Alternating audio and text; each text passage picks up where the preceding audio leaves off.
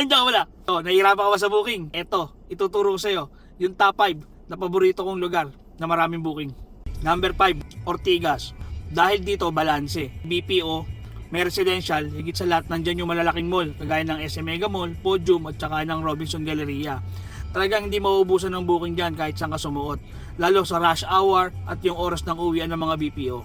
Number 4, BGC. Bakit maganda yung BGC?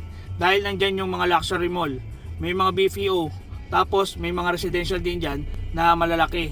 Yung mode of transportation is Grab lang and other TNCs.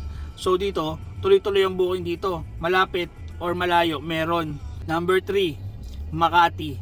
Sobrang ganda dyan, lalo sa umaga at sa hapon. Kasi sobrang dami ng tao, libo-libo talaga yung nagpupunta dyan.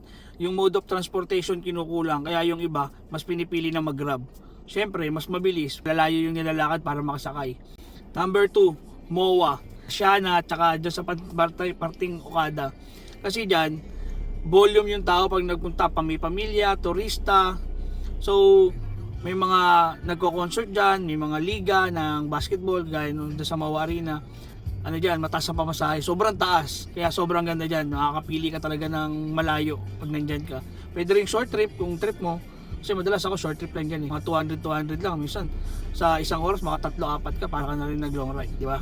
Siyempre, number 1, yung pinaka-paborito ko, terminal. Dyan sa terminal, OFW, mga kababayan natin, mga turista, mga nagbakasyon sa probinsya, mga nagpunta ng ibang bansa. Lalo ngayong September hanggang December hanggang January. Grabe, dagsayan yung mga uuwi ng Pilipinas, yung mga alis ng Pilipinas.